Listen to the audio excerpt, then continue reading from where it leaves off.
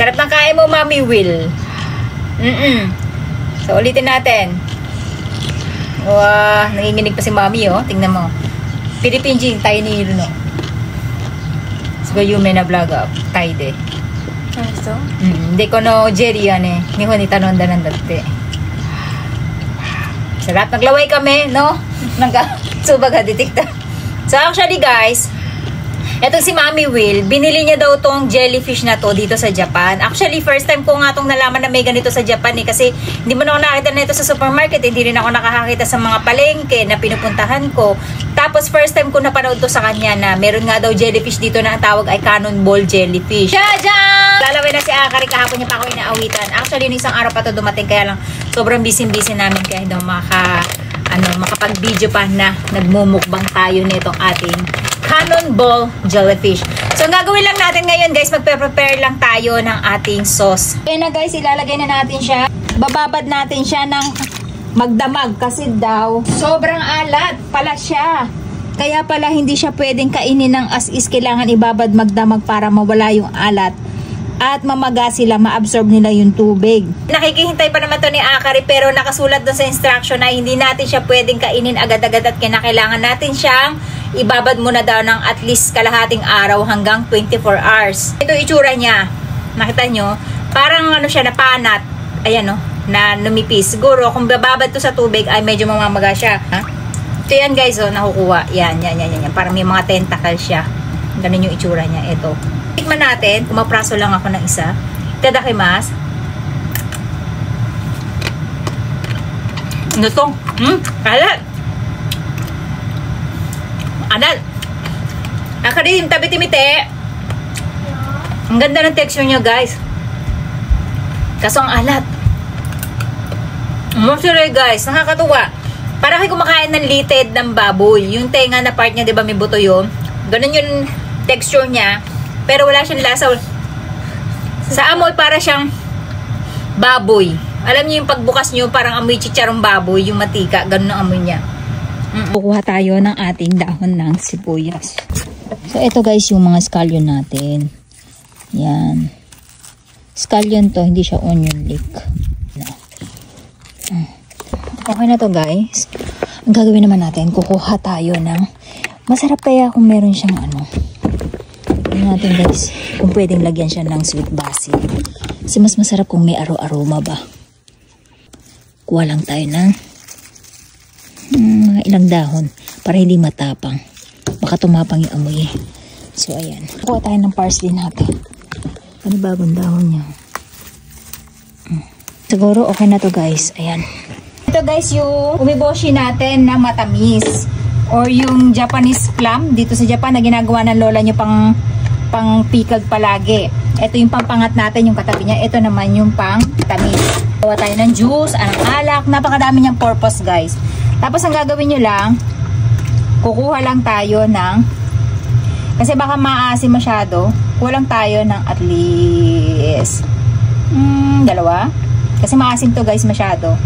Tapos mag-a-add tayo ng kanyang sauce. Matamis to. Hindi natin kailangan asukal. Gagawin na lang natin ay yung ating sauce. So, kailangan lang natin ng bawang, sibuyas. Lalagay din tayo, guys, ng luya. Stikan lang natin to kasi imimix na lang natin siya dun sa ating mini blender. Maglalagay tayo na itong ating sisito natin. Tapos dito sa bote natin na to, guys, dito natin sila ilalagay.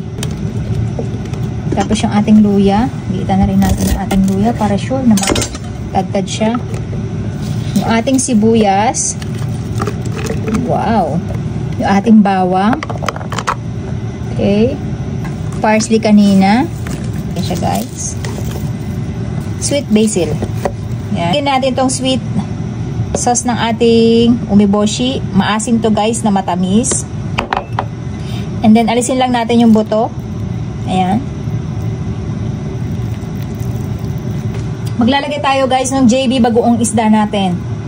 Ang sarap ng amoy niya, guys. Ito yung pampaalat natin. Papatak tayo ng ating lemon.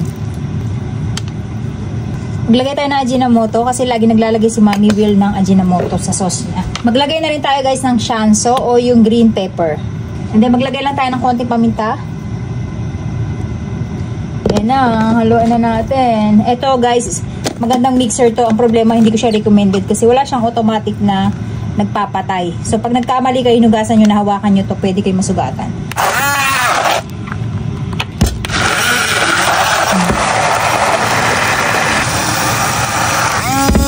Tikman natin guys.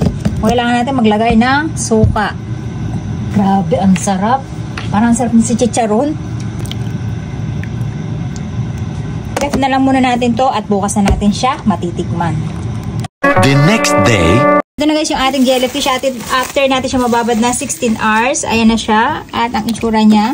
Yung iba umalsa, yung iba hindi. At nakita ko ha, naka-ano na sila guys, naka-float na halos. Kasi nung unang-una nakalubog to. Ibig sabihin nag-absorb na sila ng tubig. Guys, medyo lumobo siya. Ayan, kung makikita nyo ang laki-laki niya. So, tatak-tak lang natin. Ito maliit lang. Easy to eat lang tong isa. Para bang tinanggal yung ibabaw niya dito siguro guys. Hindi ko alam kung ano yung ibabaw niya ilalim. Siguro ito. So ayan na guys yung ating jellyfish. Nakakatakot yung itsura niya at nakakakaba. So ayan na guys yung ating jajang! Kahapon pa namin ito inaabangan. Nung dumating to, abang na abang na kaming kumain. Kaya lang ang dami palang proseso. So anong gusto nyo i-try? Ako itatry ko to. Yung ginawa nating sauce guys. Eto. Diba? Parang tae. Subukan din natin tong lunti buro na pang dressing sa kanya. Pate, amoy mo. Amoy anchovies yun. Kailangan akong amoy. Wala pala siya pang amoy. Makulit to eh. Amoy ng amoy eh. Akarin mo. Ilan Anong tissue? Kuha ka sa table dali. Sisayin mo Mario. Ayoko ng malaki guys. Nakakatakot. Ganyan yung tsura niya guys oh. Dilaw pala siya, hindi siya puti. So ate, maliit sa'yo, malaki. Wag mahawakan kaya ma. Sorry. Ito sa akin guys. Puro maliliit lang pinili namin kasi baka mamaya magulat kami. Do. Itadakimasu. Ayan. Tignan natin guys. Sauce tayo ko lang siya. Ito guys. Kulay green nga lang siya kasi. Ewan ko bakit green. Aha.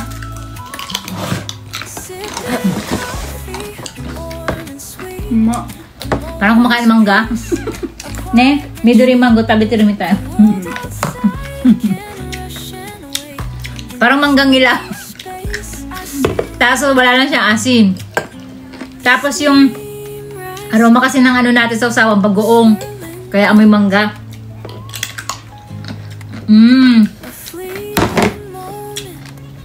Pero masarap siya guys. Nga lang. Lalatiti ako. Yung lasa niya guys, wala kang malalasahan kundi yung sauce niya. Siguro kaya lang to nagugustuhan ng mga Chinese ng mga Japanese. Yung lutong niya kasi, parang kumakain ng ano, malutong na tenga ng baboy. Yung alam niyo yung dated na Ang hanghang naman. na parang ano. Ito pa oh, tikman mo din to. Sa katselo. Naanghang doon sa taas ko. Alam niyo yung parang ano guys, yung mga bokong-bokong na mga manok. Ganun yung lasa niya. Hindi ko alam kung may benefits ba to eh. Nakakatakot lang pag biglang kagat, baka makagat yung sarili yung bibig, no? Jibun no kuchi kamiso dat bakarakis keteriyo niya. Ang lasa, di ba? Kaya yung sasawa lang talaga nagpapasarap sa kanya, guys. Nawala na yung alat niya. Kahapon sobrang alat niya. Ito ano to? Part niya sa gitna, medyo mas malambot siya kumpara dun sa labas. Yung sa labas niya, guys, kasi parang tentacles. Gusto mo? Pag ito, parang kumain ng mangga. Kasi may bagong. Ilang lasa ako dito. May talaga siyang lasa eh. Kaya pala eh. Filipino, honto no aji wa suppai. Kore wa chotto suppa kamai. Yasashi aji. Mas masarap yung green. Suppose. Asang ha? Oo. Alam mo to, akara. Para siyang ano, di ba, yung sukune. Yeah. Mukha ba? Yung pag lagi tayo order sa sa sushi roll ng fried chicken mi tayo na kore kore. 唐揚げにしたらいいじゃん。 Kore? う Dokan yan. ん。ちっちゃくして。そっちの方が美味しいんじゃ Kasi ない may order kami dito sa sushi guys, yung parang piniritong, alam mo yung parang mga litid-litid na manok. Gantong gato yung lasa niya, asin. Sabi niya prito daw namin. Kasi magkamukha yung lasa. Parang buto. Ano? Parang buto kasi. Cartilage. Yung malambot na buto. Ganun yung lasa niya. Pero yung lasa niya wala. Yung texture niya, pag kumakain kayo, para yung buto-buto na mulok. Doon. Ang papasarap talaga dito guys yung sauce eh. でもこのソースがあったからうまい。 Sabi na Kari, masarap daw yung pagkakagawa natin ng sauce tsaka ni Ate Aska. Ang problema, hindi nila makain kasi nanghang. Isang sili lang nilagay ko dyan eh. Ito sa nung ito grasya dati irita nun eh. Gumagawa sila dito ng kimchi. So? Oo. Pag may tira tayo, gagawin natin. Iano natin sa kimchi. Tingin ko masarap nga sa kimchi guys kasi Parang yasay din, diba? Tsaka karay yun. Parang may tsukemono.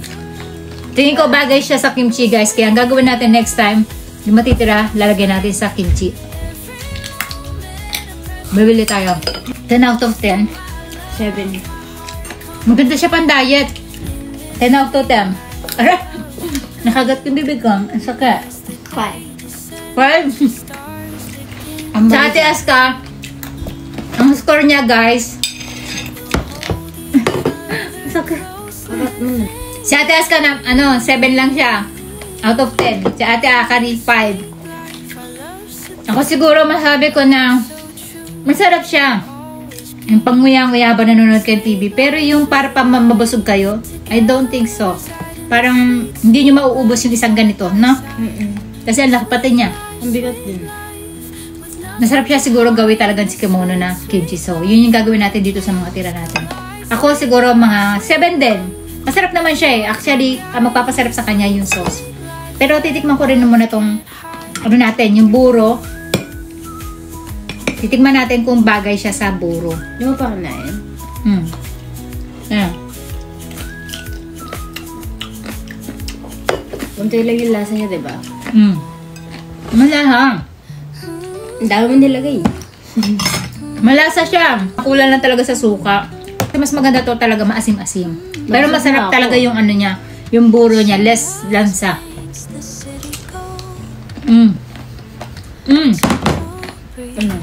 Ang sarap pag may suka. Talaga niya siya ng suka perfect. Sino ba yan? Hindi pa ako nagla-lunch. Hindi ka pa nagla-lunch? Kinain ko yung hamburg mo. Kaya spam ba yun? Ay, kumain ko na nga pala. Wala na yung manghang ng spam? Meron pa. Ay, wala na. Ay, inubos ko lahat yun eh. Ba yun? Nagustuhan niya yung spam natin na maanghang. Sarap eh, no? Sweet and sour. Sweet and spicy. Ayoko. Busog na. Laki Laki na. na kinain. Sikat ka. Ako nga maliit lang kinain ko. Saya. Ano yun? Parang Saya. marinain. Saya niya dyan, no? Kantuwa sila, nagtagalog ka. Dali. Nagtagalog ka, dali. Para marinig lang. Marunong ko talaga magtagalog, no? Then guys, sa part 2 natin, gagawin natin siyang kimchi. Kasi sobrang dami niya, buti na lang isa lang ang binili ko. Buti na lang kung nakukata. Mas maganda yan sa kimchi. Half lang. Gagawin natin siya sa kimchi at hahati-hatig natin siya na mas maninipis para mas madali siyang kainin. So yun lang guys, bye-bye!